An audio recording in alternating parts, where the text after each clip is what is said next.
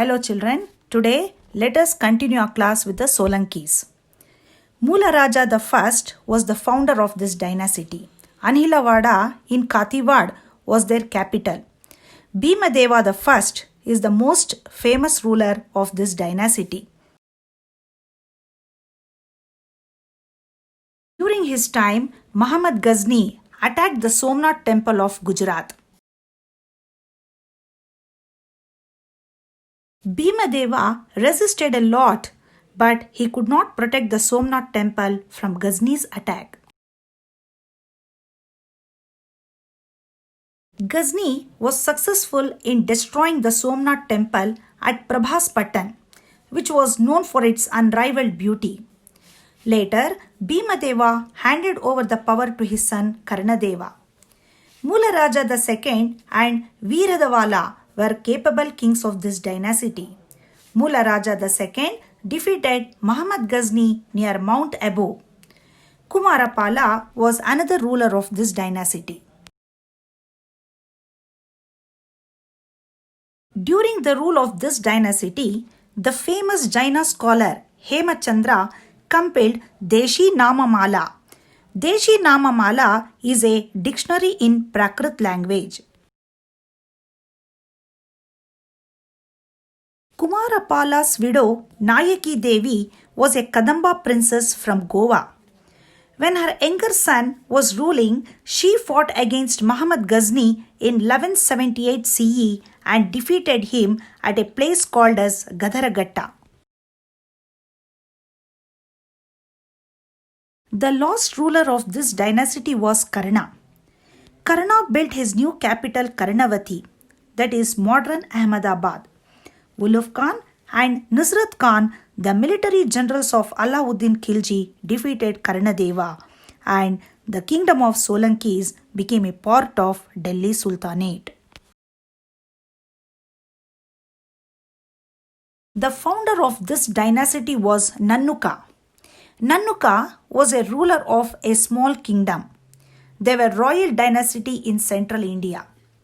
In the beginning, their capital was Khajuraho, and later on they changed their capital to Mahoba. In the beginning, Chandelas were the feudatory kings of the Gurjara Pratiharas. Danga was the famous king of this dynasty. After the decline of Paramaras, Danga declared himself independent. He occupied the eastern portions of the Paramara kingdom. He defeated the Palas and the Adras and expanded his kingdom. He gave military support to Hindu Shahi king Jayapala to fight against the Turks. He was bestowed or honored with the title Maharajadi Raja, King of Kings. Danga himself was a great scholar. He had patronized a great number of scholars in his court. Due to the infighting or hatred and lack of unity among the Rajputs, the Khilji Sultans conquered this kingdom. The Chauhan dynasty is the most prominent dynasty among the Rajputs. The most celebrated ruler of this dynasty was Someshwara's son Prithviraj III, better known as Prithviraj Chauhan or Rai Pitora. Delhi was their capital. The Chauhans were originally from Ajmer region of Rajasthan. The rulers of this dynasty were Ajaya Raja, Vigraha Raja IV and Prithviraj III. They made the Chauhans the prominent rulers of the western India during the 12th century CE. Prithviraj Chauhan was known for his bravery. He defeated the Chandelas of Bandalkhand and gained Mahoba and Kalinjar in central India.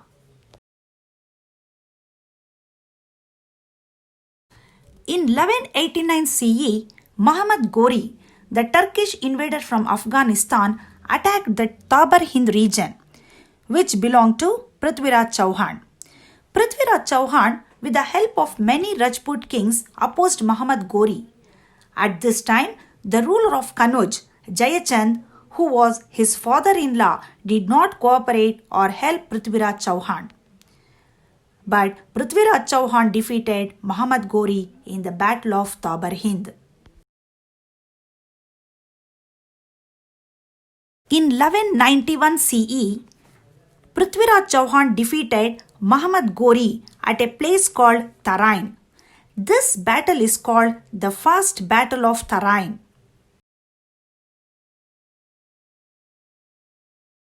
During the First Battle of Tarain, Muhammad Ghori was severely wounded. But the very next year, that is in 1192 CE, Muhammad Ghori came back with a larger army to take revenge on Prithviraj Chauhan. Ghori and Prithviraj Chauhan fought with each other, where Ghori defeated Prithviraj Chauhan in the same battlefield of Tarain in 1192 CE. This battle is known as the Second Battle of Tarain. Prithviraj Chauhan was taken captive and was killed. Delhi came under Ghori's rule. But still, Prithviraj Chauhan is considered to be the greatest of all the Rajput rulers.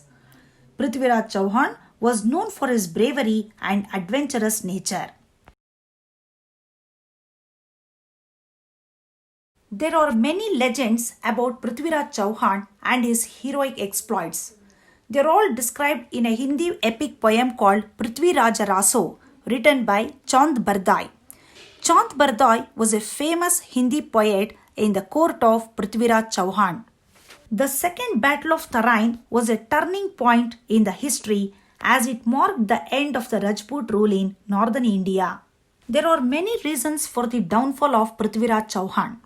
Lack of unity among the Rajputs was the main reason for his defeat. The Rajputs were highly egoistic and engaged themselves in constant wars with the neighboring kings. When Muhammad Ghori attacked Prithviraj Chauhan, his own father-in-law Jaichand did not help him. The conquered territories of the Rajputs were made a province of Ghori's empire. One of the most loyal slaves of Muhammad Ghori was Qutbuddin Aibak. He was one of the generals of Muhammad Ghori's army. After the Second Battle of Tarain, Ghori left India, entrusting the management of the conquered regions to his able and trusted slave Qutbuddin Aibak. In the absence of Ghori, Aibak conquered many areas and expanded the kingdom. In 1194, Ghori returned back to India and conquered Kannauj. He died in 1206 CE. As he had no sons to succeed, his empire passed to the hands of Qutbuddin Aibak. Later, Aibak became the founder of the slave dynasty in 1206 CE. Now, let us learn the contributions of Rajputs. The Rajputs, who ruled during the last part of ancient and the early part of medieval period, encouraged the art, culture and religion liberally. Rajput kings themselves were scholars. Kings like Bhoja, Munja have written various literary works. King Munja had poets Padmagupta and Halayuda in his court. King Bhoja had extended his royal patronage to Jaina scholars Shantisena, Prabhachandra Suri and Ganapala during his rule. The poetic works like Jayadeva's Gita Govinda, Bharavi's Kiratarjuniya, Bhartruhari's Ravanavada, Mahendrapala's Kavya Mimamse were written during the rule of Rajputs. Dramas like Rajashekara's Bala Ramayana and Karpura Manjari, Bhavabhuti's Mahavira Charita and Uttara Rama Charita were written. Historical works like Kalhana's Rajatarangini, Jainika's Prithvi Raja Vijaya and Hemachandra's Kumarapala Charita are the important works. Prithvi Raja Raso by Chand Bardai and Bhoja Prabandha by Ballala are the noted biographies of Rajput rulers. Gujarati, Rajasthani, and Hindi languages developed during this period. The educational institutions of Nalanda, Kashi, Vikramashila, Ujjaini received support from Rajputs. The Rajput kings constructed spacious forts in Chittor, Mandu, Ranatambur, Jodhpur, and Gwalior of northern India. They built palaces in Jaipur, Gwalior, and Udaipur. Dilwara Temple, Vimala Temple, and Luna Vasai temples were built on Mount Abu.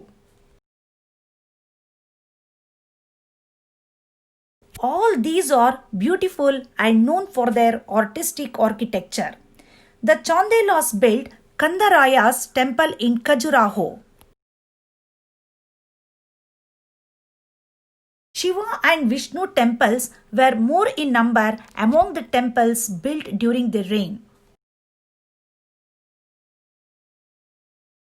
They also encouraged painting. The painting style of this period is classified as Rajasthani painting style and Pahari painting style. Rajasthani painting style can be seen in Mewar, Bikaner, Jodhpur, Jaisalmer, and Buni. Pahari painting style can be seen in Kasoli, Jammu, and Garhwal. Like this, Rajputs have a special place in the history of India. Thank you, children.